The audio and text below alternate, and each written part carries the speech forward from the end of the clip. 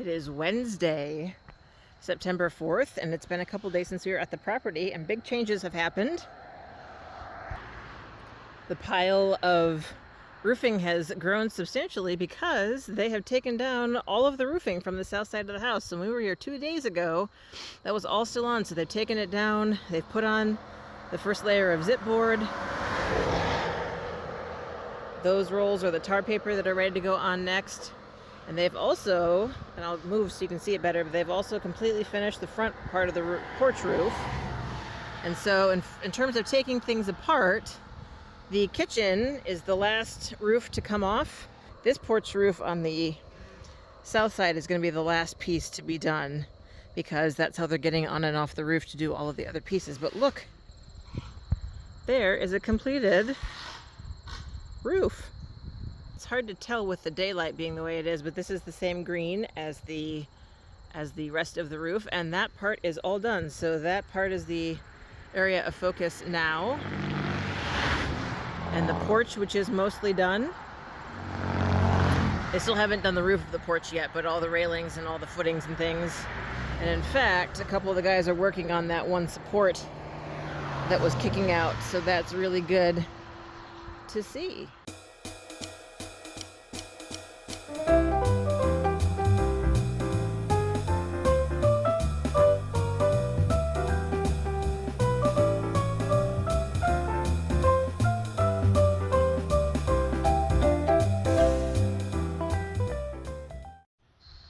I have to say it feels a lot better being out here today. I was a little frustrated after the visit on Sunday, and I guess that's to be expected, but everything up until now has been super dramatic and super quick. You know, we were here one day and next day the barn was down or the lawn was cleared. The porch and the roof are just taking a while. There's a lot of work. You know, each of the railings has to be cut and installed.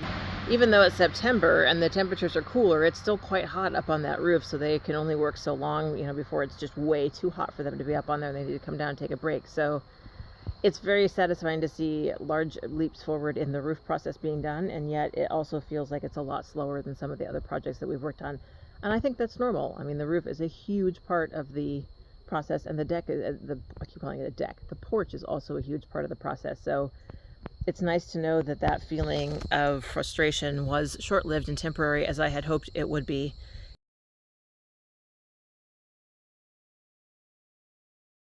Unfortunately, no mail today. I was hoping to have both a check and my new New York State ID, so we will check again when we're out here this weekend.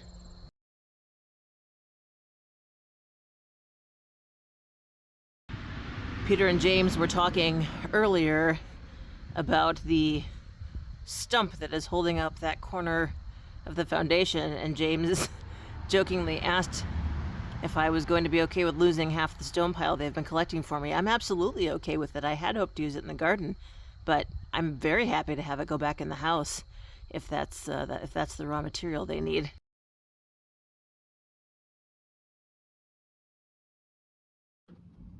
This is quite satisfying to see that the TV antenna is down. I don't have any idea how old this kind of design is. I'm guessing it's several decades old simply based on the other materials we found at the house, but you guys may have a better idea than I do of how old it is. And so one of the things that's neat is that you can see where the wiring has been run up and is hanging down there, but it's great to see these down. I talked to one of the guys who said he's been taking out the insulation as they have time from upstairs, and has taken out 20 bags of the blown in cellulose insulation, which I believe there was a lot up there. I'm going to take you guys up there in a bit. And then this is the other way that they've been getting on and off the roof, and they've got there's probably a technical name for those. I think of them as a boardwalk, although I'm pretty sure that's not the actual name for them, but it looks like they are staged and ready to get up here as well. So, and I don't know if you can see up there, those are the two bird cages that were buried in the cellulose. So it's nice to see them getting a little bit of fresh air and sunshine. One of the design choices that we had to make when we were here on Sunday was where to put the dirt from the sand trap. So Jeff is going to be here next week to install the septic system, which is mucho exciting. And one of the questions was, where do we want him to put the dirt? which is a great question because there's going to be quite a lot of dirt. It's going to be a 12 by 30 square foot section down to a depth of 10 feet. So 12 by 30, 360, that's 3,600 cubic feet of dirt. And we have plans to build raised beds and things here eventually, so to keep that dirt would be great. But unfortunately, since we don't yet have the complete plan of the property because we haven't had time, there was kind of a question of where to put it. Happily or unhappily, there are really only two places big enough to put a dirt pile that big. One of them is over here in the other kind of forest inroad, and then the other place would have been right up here by the back, but for various, which would have been the best place to put it for future use because this is the highest part of the property, and so everything from here is downward, which if you're going to be moving a lot of dirt in the near future is a great thing to do. However, we do have some utilities going in up on this side of the hill, namely the septic tank and the propane tank. And there also, I think, needs to be a little bit more grading done around the back door. And so we definitely didn't want to put a giant dirt pile out here that would get in the way of that. And also, this is probably where we're going to want to build the first bed. So we have decided to ask Jeff if he would be so kind as to put the dirt pile down here, which makes sense because it's an out-of-the-way location. It does, however, mean that when we're moving that dirt in future, it's all going to be uphill. So we make the best decision we can, and we will figure it out as we go along.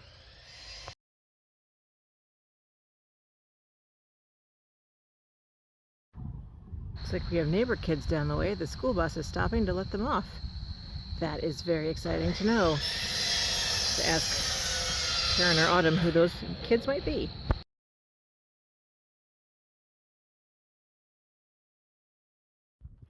Oh my gosh, you guys, what a change they have made. So they've been out here working the last couple days, and all of the insulation that was here on Sunday is completely gone.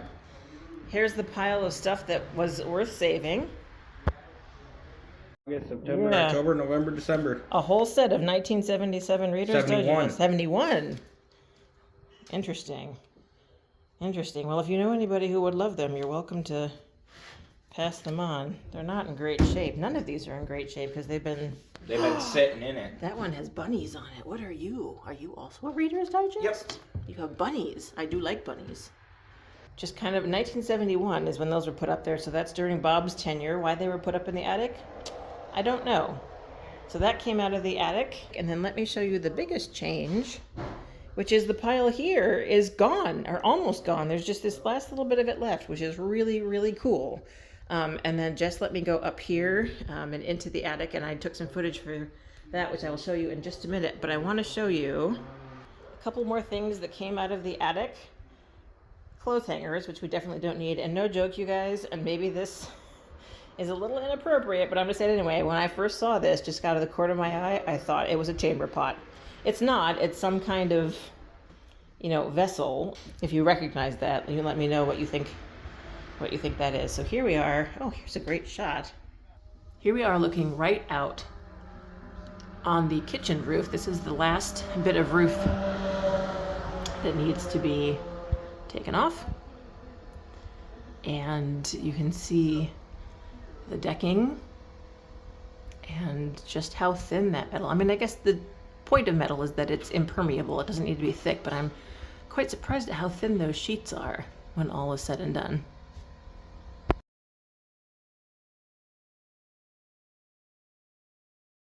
It's dark and there's not much to see, but I've got my head up the attic. Jess is very brave and went up ahead of me to make sure there were no spiders or other weird things to eat me. There is so much insulation left up here, and there's stuff in the insulation. I thought you guys were going to get like a giant vacuum tube and just like suck it all out. It's so packed in there though. Is it? I loosened it up a little bit and then I took a leaf blower and I blew it around. Yeah, that would make sense. So I'm going to do that again, but not as much leaf blower this time. Because I blew it a lot, and that's how I eat some of it. Oh no, don't eat it. That's bad. Yeah, we're going to get the rest of the fireplace out, or the chimney out. Okay. God, I would love to finish this in at some point. It's way down the road because it needs flooring, it needs insulation, it needs everything. Yeah. So, like, the rafters are what holds up the roof. The name of the boards that go cross lengthwise, do they have a name? Or are they just the roof boards? The one on the outside? So, like, yeah, so the rafters are what? That's a decking. A decking, okay. Yeah. I hit my head on those nails a few times too. Oh, well, this so wasn't open yet. you consecrated it with blood, sweat, and tears is what I'm hearing. Do what I can. Well, we appreciate it. I mean, somebody's got to do it. How cool. Yeah, All right. This side's really. And then, oh, there's more. But you guys took a lot of the chimney down because again, I was here on Sunday and I could see that from the hole in the room next door. It's fun jumping on it and hopping out the. Oh yeah. With it open. That's a lot of brick. My goodness. Excuse me. Allergies. It's just all the dust in the air, I think. I'm trying not to breathe in stuff, but obviously that's something of a lost cause. I know we asked James to make this wider eventually because, like, it's pretty narrow to get up in here. And I think we asked him to put, like, a sheet of plywood on all directions, so at least there's a little bit of something to sit on. Part of me wants to make it a library, and then the part of me thinks about hauling all those books up this many flights of stairs and is like, no, no. We wanted to put, you guys know what a dumbwaiter is? We wanted to put a dumbwaiter in, but apparently you have to design a house around them. And I was like, but seriously, so they're basically like elevators. Yep. Small elevators. You can put, like, they used to put them in plantation houses so that you could put the food on in the kitchen downstairs and just have it magically go up to the main floor without carrying it or spilling it. They're basically like you can put a small child on them, but they're not human sized. So we thought that would be great for a house this size because it's, you know, from the basement up here would be great to have something like that. And this is the high-tech brick removal right through the hole of what's going to be my office.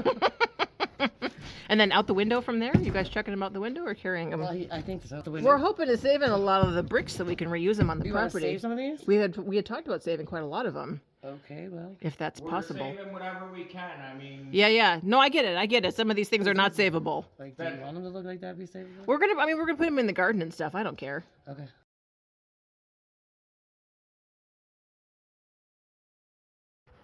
Okay, other updates. Lots actually going on in this room. Having taken a closer look at it, James is convinced that this part of the extension did in fact come off because if you look closely, down here at the bottom, the stone foundation stops midway through this door frame, and this is wood all along here. It's just wood, and the concrete is only inside the wood. And so what we're pretty sure happened is that at some point when they built this extension, it did just slope in that direction and fall off, and they repaired it as best they could. That's why these braces are here, which we're going to keep. James recommended we put a couple other steel braces on this side to help as well, and that should hold it for another 10 to 30 years.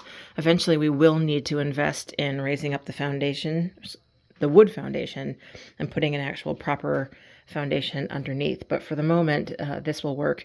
He's also going to put some insulation in here, and then we're going to put the washing machine here on this wall, and the insulation will help it from freezing in the winter, and then we're going to fix the hole over there as well. So yeah, interesting that what we thought was maybe a misunderstanding from the neighbor actually turns out to be true, and part of the house did actually at one point fall off. And what's really cool here, and I don't know if I showed you guys this before, this is the dividing wall between this room and the older part of the basement.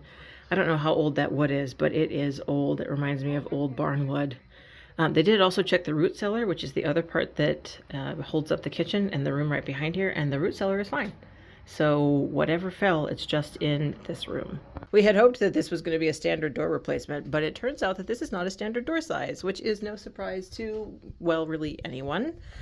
This down here is pure foundation, so it can't be cut apart. And obviously we can't go up any higher to do the framing because we're already at the floor of the ceiling of the room above. So James has very kindly offered to build us a better version of the door that's already here. And he's also given us the go-ahead to choose a spot on this wall to put an outside tap in, because it occurred to us the other day that if we want to water our future garden, there's currently no way to get water outside the house to the yard. And so since the water comes in here from the well, it seems to make sense to put a tap somewhere out here on this outside wall. So that is very exciting.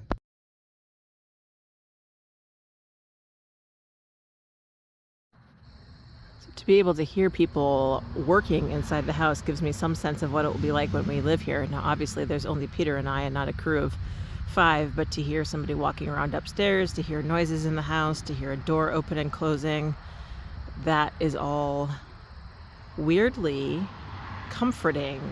Not weird that it is comforting, but weird that I would notice it and find it so deliberately as opposed to just something that's going on in the background. That part I find really lovely. And once again, I'm standing here in the backyard under the shade of the tree, and I can't believe how beautiful a day it is. I'm so looking forward to sitting out here in the backyard on the porch. It's good stuff.